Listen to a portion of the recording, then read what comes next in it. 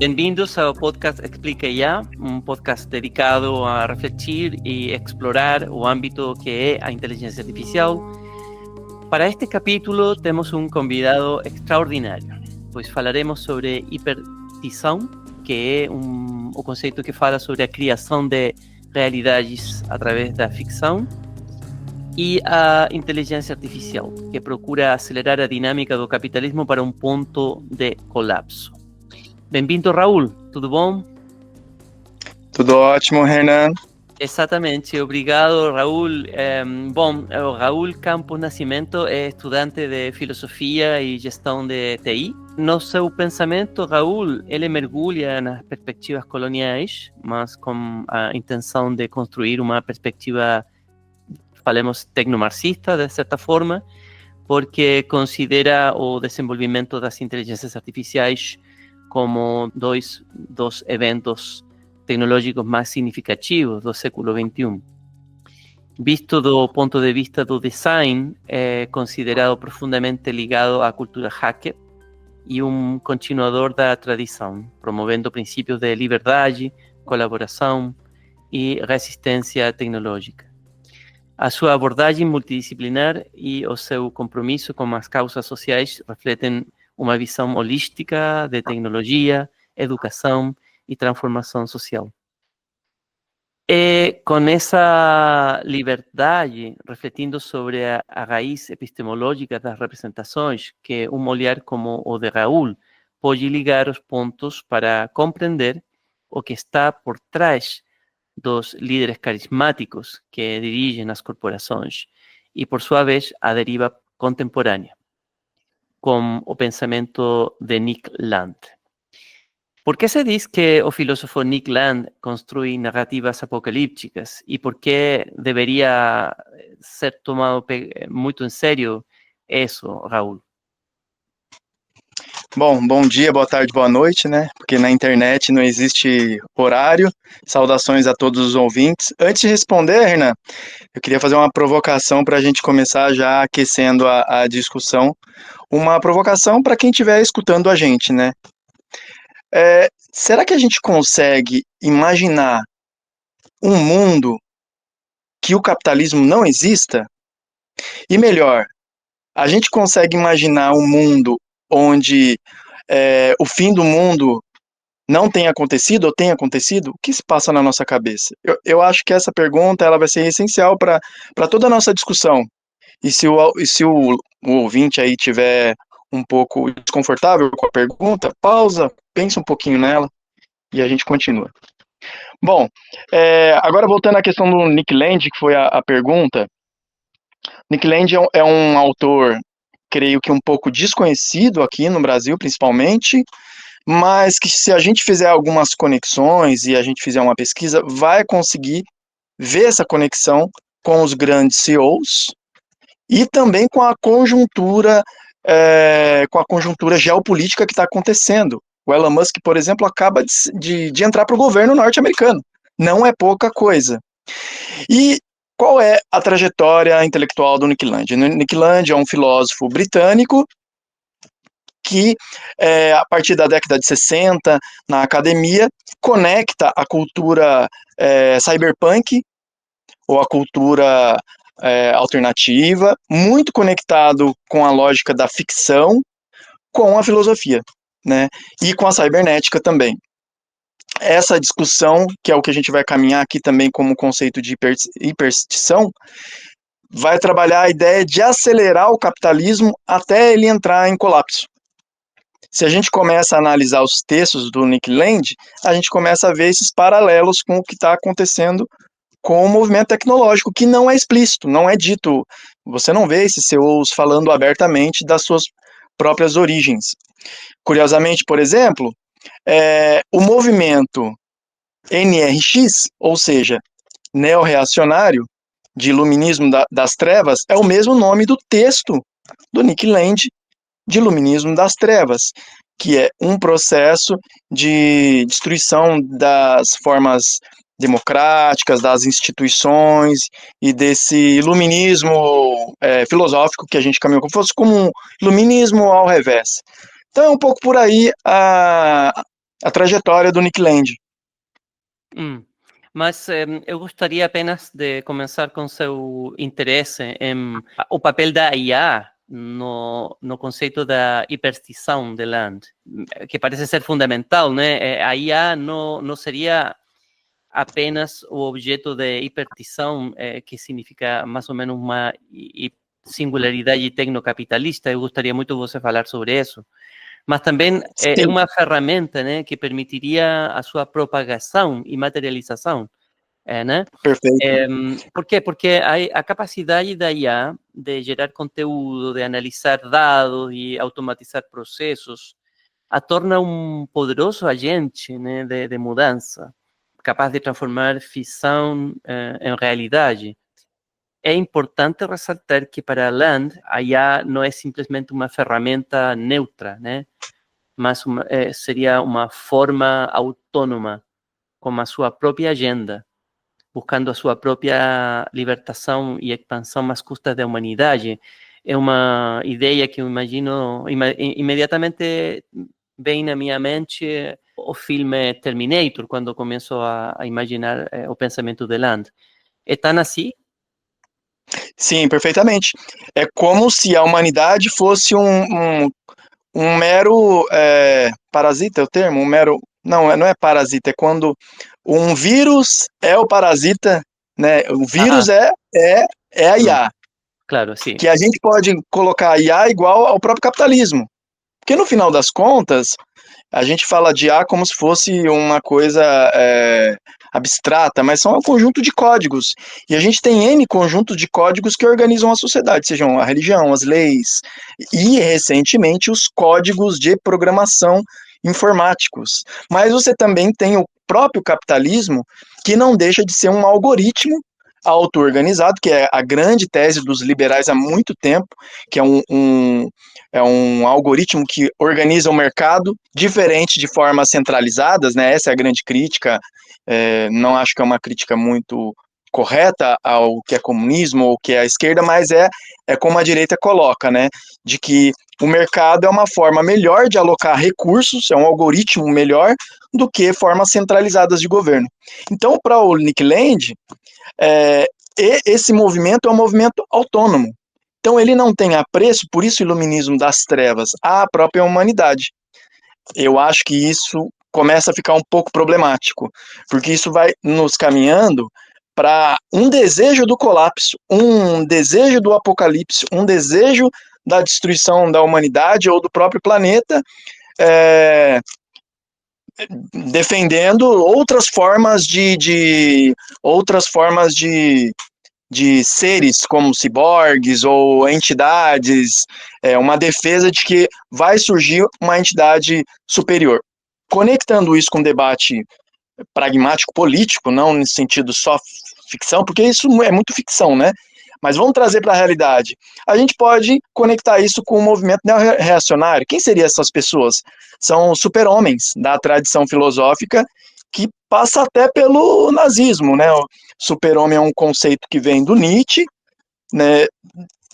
Apropriado ali pelo Ubermensch, acho que é assim que fala, apropriado pelo nazista de uma forma meio imprópria, mas a ideia é de uma pessoa superior. E se você for mapear os movimentos neo-reacionários, é assim que eles pensam, de que um grupo, uma elite, deveria ser superior a outro.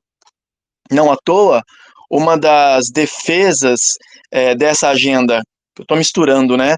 Tanto o Nick Land como o próprio movimento neo-reacionário, é a ideia de que CEOs deveriam governar o mundo num sistema neocameralista, abandonando assim os sistemas democráticos. Então, você vê que tem essas conexões muito fortes entre a filosofia, o movimento reacionário e a própria lógica dos CEOs, né? Como o Elon Musk, que a gente vai daqui a pouco abordar também isso, ou o próprio Sam Altman da OpenAI, né?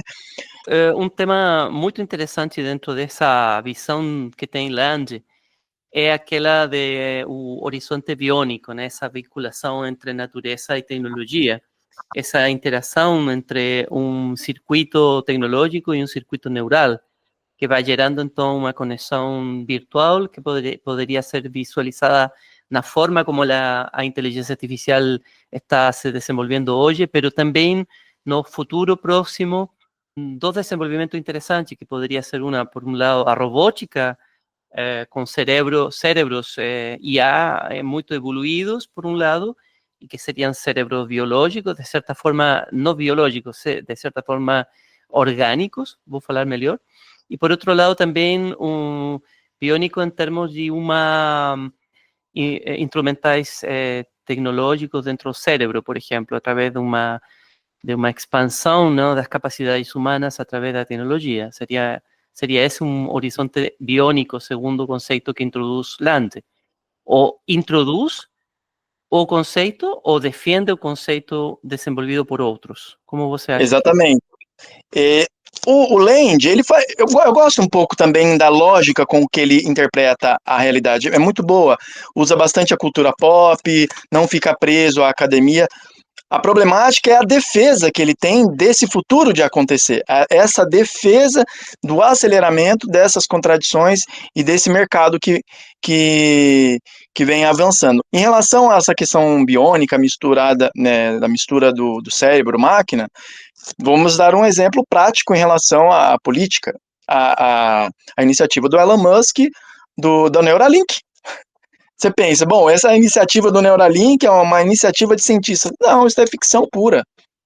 Isso vem, por exemplo, do Ray Kurzweil, né, singularidade está próxima, que é a ideia de conectar o cérebro e fazer o upload do cérebro. Isso tem um filme, o filme Transcendence, que tem até o Johnny Depp.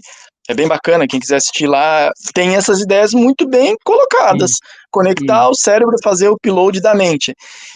E aí parece que isso está desconecto, porque a gente está acompanhando as notícias, quem não acompanha e mistura isso com a ficção, não consegue enxergar essas correlações. Se você pega, por exemplo, também o Sam Altman fez a mesma coisa. Tem um planejamento de congelar o próprio cérebro para poder fazer o upload da mente. A mesma coisa. Então eles têm uma agenda ideológica, diria, de certa forma, meio fascista, sabe? No sentido de darwinismo social, a criação de um novo ser humano superior. Isso nada mais é que uma tradição anti-igualitarista, né? Que, na verdade, quer fazer uma seleção dos melhores, enfim. Pero eu poderia botar uma perspectiva outra aqui, por exemplo, poderíamos imaginar que esses caras estão dentro de uma visão onde a democracia está desgastada, né? Onde todas as contradições do capitalismo já, de certa forma, se agudizam, né? E não existe, através do sistema político tradicional democrático ocidental defendido, né, uma possibilidade de solução. Então, o melhor seria considerar as vantagens que a tecnologia está entregando para a gente e produzir uma aceleração, né, dessas contradições. E ao produzir essa aceleração das contradições, possivelmente a gente vai chegar a um ponto de não retorno muito perigoso, né, que poderia incluir algum tipo de holocausto nuclear, também poderia ser, né, se pensamos que estão atuando dentro do complexo militar industrial, se estão detrás da política internacional, ou não. Você não vê ligações entre esse ponto de olhar e as guerras que hoje dia estão acontecendo no mundo? Vejo, não tenho a menor dúvida. A gente está falando sobre isso e, ao mesmo tempo que a gente está falando, agora está acontecendo algumas ações geopolíticas que caminham para esse ponto.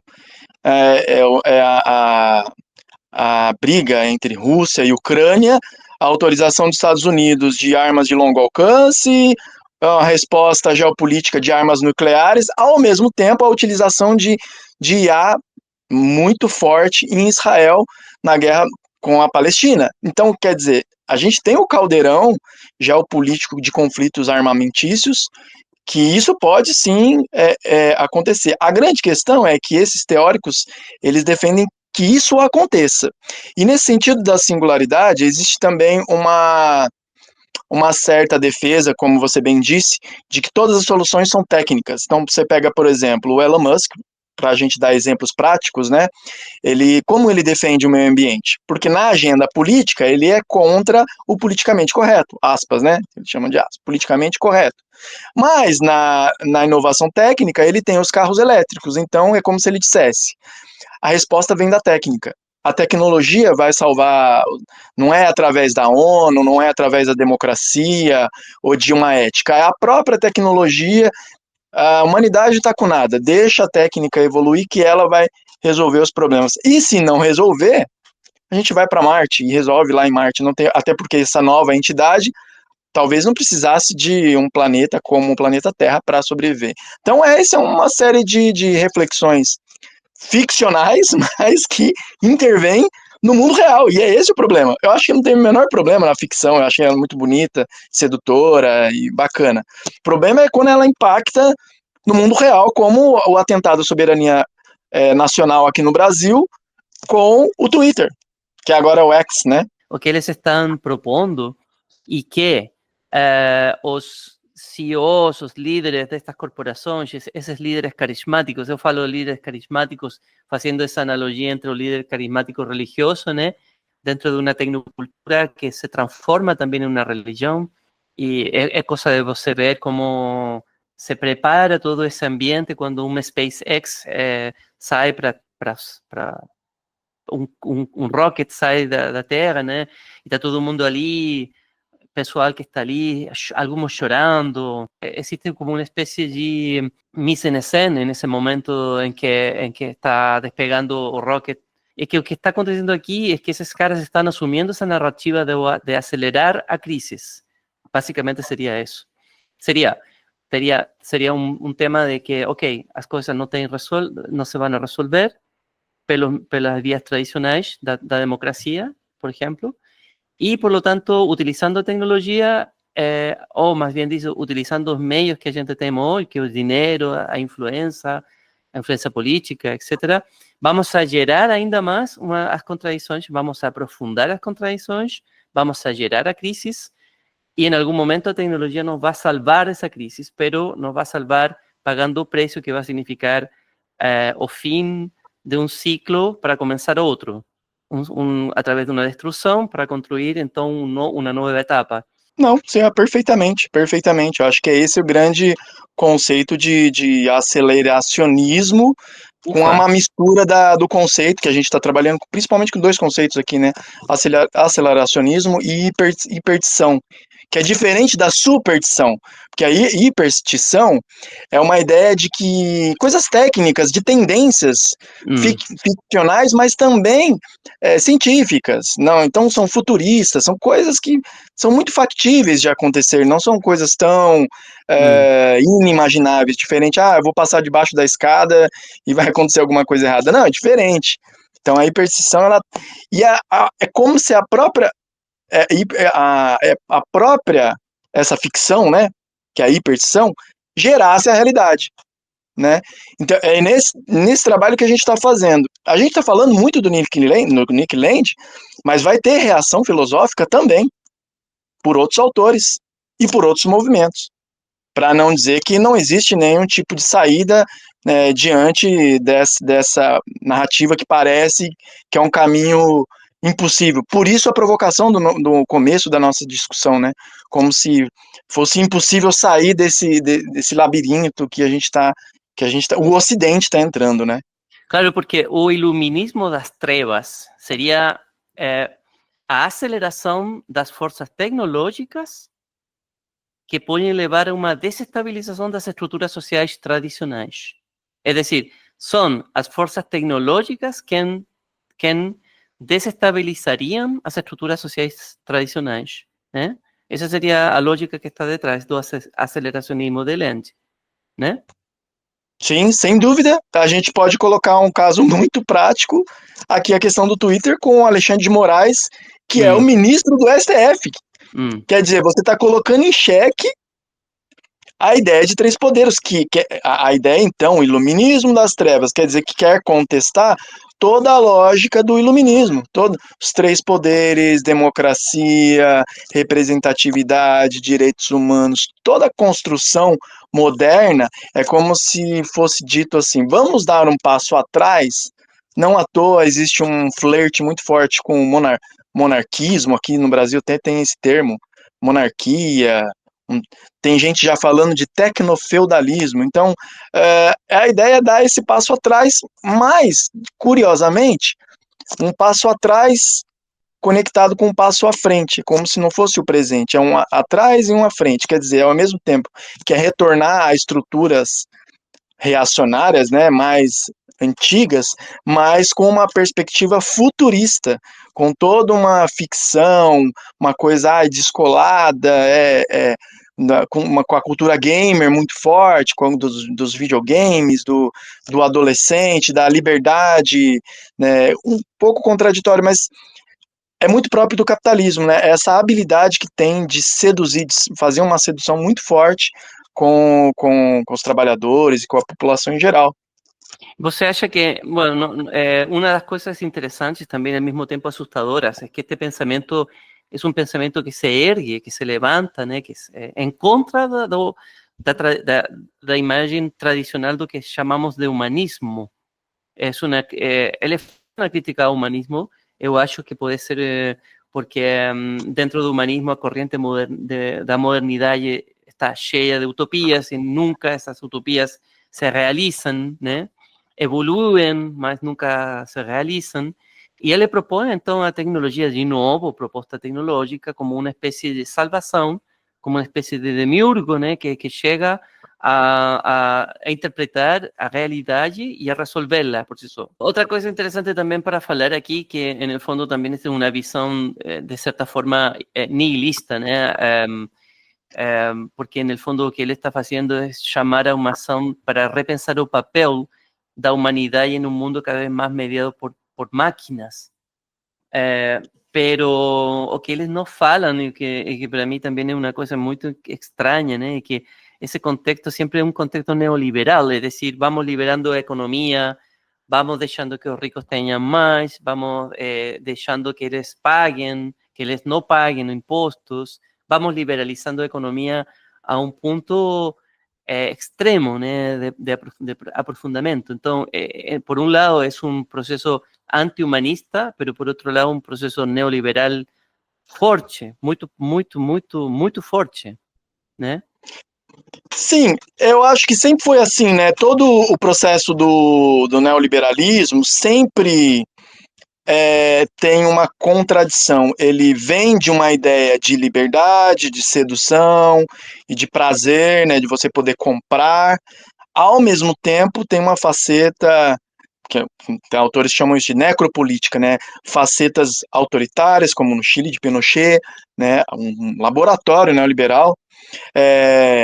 E aqui no Brasil também aconteceu isso muito forte, né? O liberalismo com muito desemprego, autoritarismo, guerras. Tem um livro muito bom chamado Doutrina do Choque, como que o neoliberalismo está muito conectado com a ideia de morte mesmo. Então, eu acho que desvendar esse processo é uma das saídas. Sei lá, estou dialogando com um trabalhador. Ele vai falar, não, o capitalismo é a melhor coisa, tem liberdade. Você acha que você é a favor de censura, de bloqueio, de... Não, melhor coisa... Ué, mas peraí, vamos ver isso. As bases são desemprego, escassez, destruição da humanidade, destruição do planeta, fortalecimento de guerras, destruição da democracia. Ele falou, não, isso não. Cai em aspectos muitas vezes racistas e por caminhos até de uma tradição nazifascista, você fala, não, isso eu não concordo. Mas isso não está dito explicitamente. Isso, a aparência, ela é uma aparência sedutora. Se você pega e lê o livro A Singularidade Está Próxima, do Ray Kurzweil, ele é muito sedutor. A ideia de que a humanidade vai ter uma singularidade de uma tecnologia, um novo ser humano que vai se curar, até talvez a imortalidade. Olha só algumas das conclusões. Um ser imortal. É sedutor. Mas o pano de fundo É morte, destruição, falta de compromisso com o meio ambiente. Então, isso eu acho que é um dos caminhos do porquê a gente tem que discutir sobre esse assunto, que não é pouca coisa, né? Eu acho que só esse campo, essa área, esse ponto que tem que ver com a mirada, o olhar, desculpa, apocalíptico, dá para falar muito, porque não só é Lange, você já está citando outros autores que estão falando o mesmo. Eu achei muito incrível e legal que o Lange fora um filósofo que está obsessionado com Lovecraft. Porque a literatura de Lovecraft é uma literatura que eu sempre achei maravilhosa em termos dos imaginários apocalípticos que cria, mas também dentro de um ambiente muito enrarecido, assim, muito esquizofrênico, vamos falar assim, né?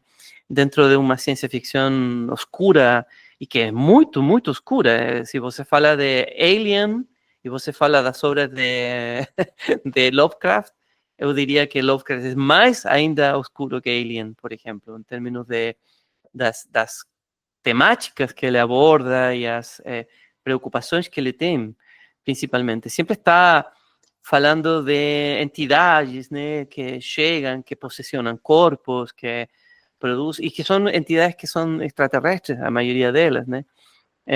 Então, um tema interessante, Lovecraft, dentro dessa visão. Então, mas o tema tampouco vamos dizer que é Só solo... para interromper, Sí, uma outra obra literária também que influenciou bastante o ajá, Nick Land, que é o Neuromancer, un do neuromancer, Gibson. Gibson. Muito importante. Creio que no Brasil não foi tão impactante. Pelo menos não foi na minha geração. Eu Mm, sou da geração cinematográfica, onde um impacto é de obras como Exterminador do Futuro, que é da cultura pop, mm, é, Mad Max, cultura mm, pop, mm, Matrix, cultura pop. mm, Para mim, mm, particularmente, serviu para fazer crítica ao capitalismo. Olha que curioso. Para mim, obras como Matrix me fazia muito mais referência à Caverna do Platão do que a uma perspectiva. E mesmo o Mad Max, porque o mm, Mad Max também tinha uma perspectiva de um mm, futuro apocalíptico e depois mm. também uma tentativa, sempre crítico, eu sempre via como essa cultura cyberpunk como crítica do capitalista. Mas agora, observando Siempre fue, ¿no? todo esse caldeirão, Mm. já não enxergo mais dessa forma. Enxergo mais como uma hiperstição. Ó, esse é o futuro e não tem como escapar e é por aí que a gente vai. Sí, o que yo acho increíble al mismo tiempo, porque me parece sorprendente, pero al mismo tiempo también desconcertante, é o fato de que a partir da criação narrativa de escritores de ciência ficção, né, ou de escritores de ficção, e que essas narrativas se transformam em cultura popular, ou vamos falar cultura pop, que para mí o cultura pop es distinto da cultura popular, né, que son, porque para mí a cultura popular é uma coisa mais latino-americana, e a cultura pop é uma coisa mais norte-americana, mais de Hollywood, mais da cultura consumista americana pós-50, apesar de que já existia uma cultura pop a partir dos anos 20 e 30 nos Estados Unidos, e que se vem definindo a partir dos anos finales do século XIX en Francia, en Europa, uma cultura pop a partir do design, a partir da massificação da imagem, a partir de uma iconização de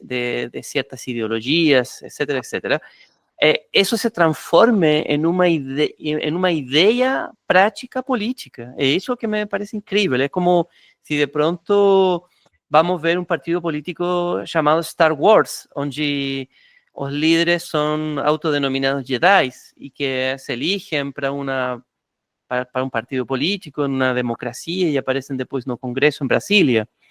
Acho que é incrível que isso esté por acontecer, porque de pronto pareciera, né, que todas essas ideias têm sua origem nesse tipo de reflexões, que não são reflexões saídas da filosofia, né, sino que são reflexões saídas da cultura pop, de novo, né. Você não acha que isso é um indício de uma sociedade que é cada vez mais banal, que é cada vez mais superficial e que pega seu conhecimento da televisão em um momento e agora pega seu conhecimento das redes sociais? Aí eu acho que eu discordaria, Renan, porque se a gente pega a base das obras cinematográficas ou da cultura pop, sempre tem uma base filosófica. Você pega, por exemplo, Exterminador do Futuro. Sempre pareceu uma obra maluca de algo que nunca iria acontecer. Mas se você estuda sobre ela, o que estava acontecendo naquela época? A criação das redes neurais. Só que ninguém estava discutindo isso daí, não a população estava lendo paper científico de redes neurais, mas os autores, esses sim, eles vão lá e estão acompanhando o debate filosófico. Então, é como se os filósofos fossem muito importantes para conceitualizar movimentos e tendências, e isso se conecta, e eu acho que isso que é autores como o Nick Land e o Mark Fisher, que a gente não falou ainda, mas que eu acho muito importante, vão analisar esses processos duplos, filosofia e ficção mesclados. A própria filosofia influencia a cultura de ficção, a cultura pop, e a cultura pop ela influencia a cultura filosófica, criando um feedback, um cibernético quase, né? De retroalimentação, onde você vai fazendo esse processo. É só a gente ver esses lançamentos dos CEOs. Se a gente pega, por exemplo, o filme Her, o que está acontecendo agora? Está acontecendo exatamente. Eu estou recebendo mensagens, Renan, de uma mulher que está dizendo que está no Iêmen, uma mulher bonita e tal. Só que eu desconfio que ela não existe, Renan.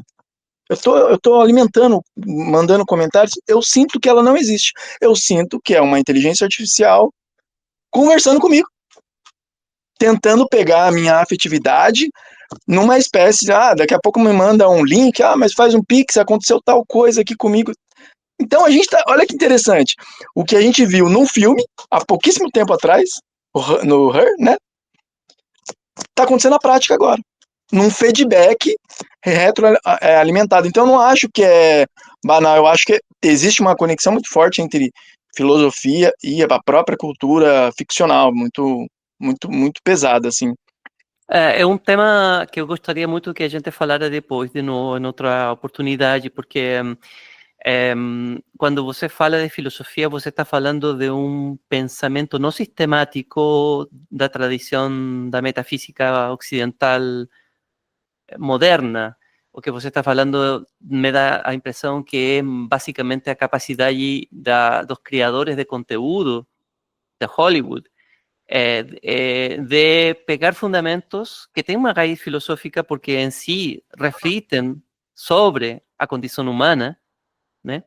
Mas isso não necessariamente o faz filósofos desde um ponto de vista acadêmico, sistemático, tradicional, vamos falar assim, tá bom? É só uma distinção que estou fazendo. Não estou defendendo a validez de um ou de outro. O que estou falando é que o processo metodológico de pensamento, em um caso, é distinto ao outro, mas o que estamos vendo aqui é que a influência de um pensamento filosófico vinculado a mass media, a produção de entretenção e a trivialização da realidade a partir do entretenimento como uma realidade absoluta é que está dirigindo, então, uma agenda de pensamento e político até agora. É isso que estou falando. É um tema que a gente poderia aprofundar mais. Você que acha, Ali? Acho muito bom. Eu tenho uma leve discordância, vou dar só mais um exemplo. Dale. Porque curioso, né? Porque o debate filosófico também ele é complexo e confuso e contraditório. Por exemplo, uma das bases do Nick Land são autores, de certa forma, aspas, de esquerda, como o Guattari, que discute a desterritorialização. Quer dizer, o Guattari tá vendo a desterritorialização. E também o perspectivismo, que é a defesa de várias... uma crítica ao universalismo, né? Uma crítica a ideias universais do iluminismo, olha que curioso.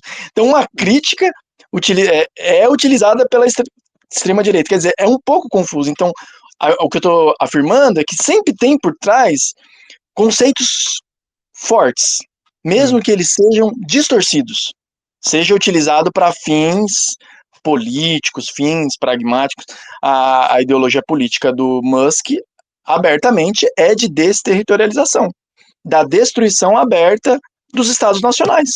Isso é aberto.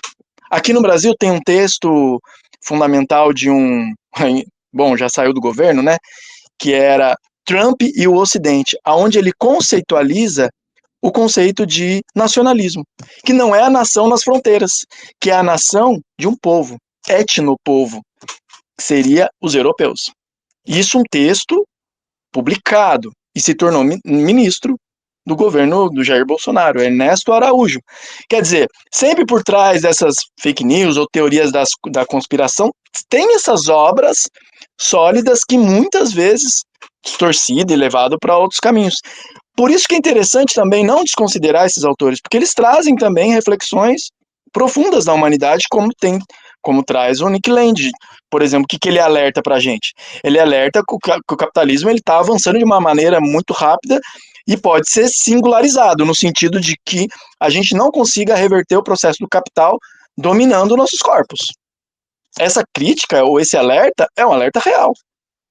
A questão é o que a gente vai fazer com esse processo. Se a gente vai reverter ou se a gente vai, que é a tese dele, se entregar a esse processo para acelerar as contradições, por exemplo, né? Vamos falar também, outra coisa interessante aqui é que não todo é uma visão apocalíptica também, e você também dentro de nossa conversação prévia, você cita muito a Fisher, né, que é um crítico do pensamento de Land, e que propõe uma tendência tecno-optimista, né? Como você acha que é?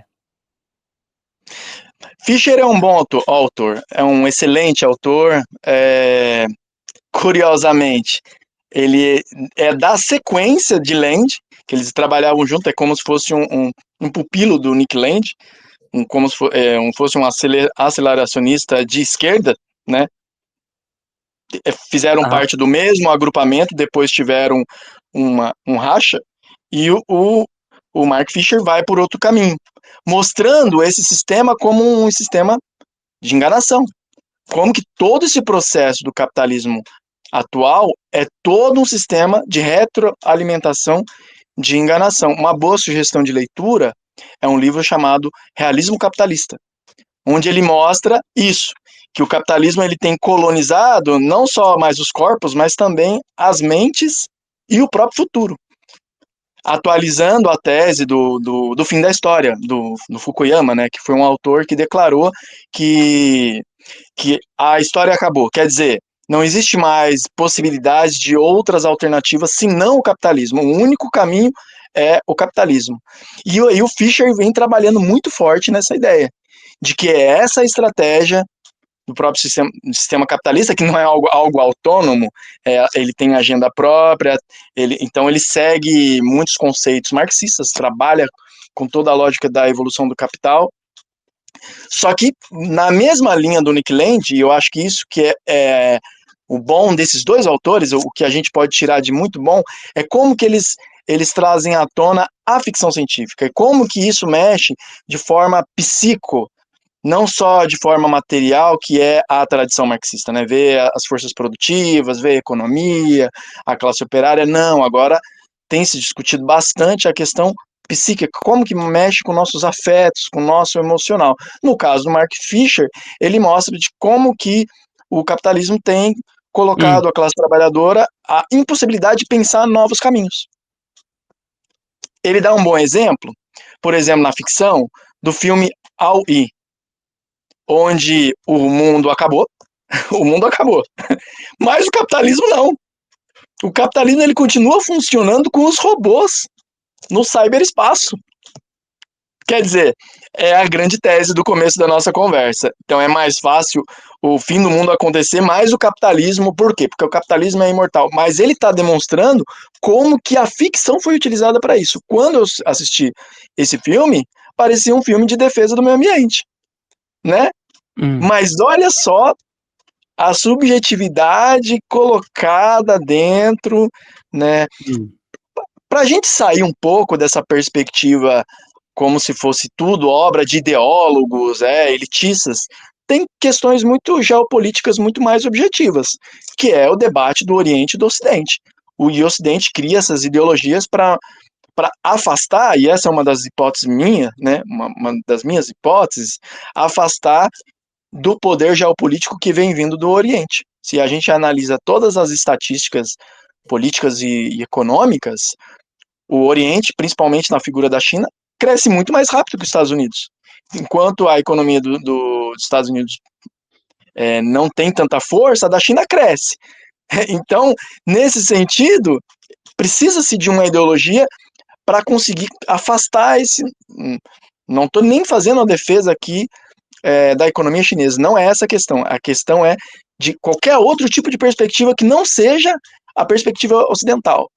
Então, é isso que o Fischer ele traz de uma forma tão brilhante, colocando esses mecanismos, seguindo a lógica do Nick Land. Então, ele também utiliza o conceito de hiperstição, tá? O mesmo conceito, só que de forma crítica, não defendendo esse mecanismo, não, alertando que esse mecanismo, eu dei o exemplo aí do Aoi, né, o filme, sempre são mecanismos de enganação, de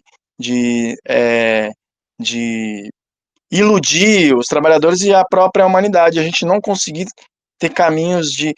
Inclusive, essa é uma coisa interessante, é como se aqui agora a gente estivesse fazendo parte dessa hiperstição. Você fala, não acredito, Raul, não estou acreditando. Porque na perspectiva do Mark Fisher, poder criticar o capitalismo faz parte da lógica do capitalismo. Você fala, tá vendo? Vocês são tão livres que vocês podem até criticar o capitalismo. Tá tudo tranquilo, nada vai mudar. Mas vocês podem aí espernear, pode falar o que quiser, nada vai acontecer. Como se fizesse parte do próprio sistema de hiperstição. Para muita gente, então, a resposta é não fazer nada. Se eu falo, nada acontece, o melhor é seguir minha vida, fazer minha carga horária exaustiva de trabalho e ir caminhando para um colapso que, né, não vai se tendo muitas respostas. O Mark Fisher, ele é um dos tradutores de alguns artigos relembrando a luta do Cybersyn. Quer dizer, então ele vai por um outro caminho, ele não vai pelo caminho do fim da história. Não, ele vai pelo caminho de que outros mundos é possíveis, e essa é a grande tarefa, então, da classe trabalhadora, da população em geral, de não se entregar ao caminho capitalista. Eu conectaria aqui também, pra gente, eu sei que a gente está tratando principalmente de dois autores, que é o Nick Land e o Mark Fisher, e eu acho muito bom se centrar nesses dois autores, como se fossem opostos, né, fazendo aqui uma espécie de dialética do pensamento. Mas aqui na América Latina, principalmente no Brasil, tem autores que trabalham também esses temas. Por exemplo, a ideia dos sonhos. Tem os Yanomamis, que defendem que a gente consegue treinar os sonhos. Então, durante o sonho, a gente consegue melhorar a nossa habilidade de sonhar. Isso é incrível. Quem tiver curiosidade, pesquisem. Isso é maravilhoso. O Krenak também trabalha com esse conceito de sonhos e de outras perspectivas. Tem um livro famoso dele que é Ideias para Adiar o Fim do Mundo, onde ele trabalha bastante isso, de que é uma narrativa também, uma narrativa de sequer pensar em outras possibilidades, né? E um outro teórico que eu gosto bastante, que é o Siddhartha Ribeiro, aqui no Brasil, que também fala da questão dos sonhos. Então eu colocaria aqui também, para um pouco meio que polarizar com a hiperstição, o próprio processo de sonhar, que cada vez mais está sendo negado à classe trabalhadora. Hoje em dia você não consegue nem dormir direito, então você tem o despertador, tem hora para dormir, e faz múltiplos trabalhos, quer dizer, saindo da tradição clássica de trabalhar em um único emprego, numa carga horária, então você trabalha em vários trabalhos, então tem que se especializar em várias coisas, então está com muitas preocupações, e o processo neural de você ter tantas horas de sonho, e nesse sonho você fazer reflexões libertárias no sentido de não ser colonizadas pelo mercado ou colonizado, não, é você fazendo reflexões, quando você acorda você pode trazer à tona várias experiências, reflexões que você pode conectar com outras pessoas, e isso aqui a gente tem essa tradição.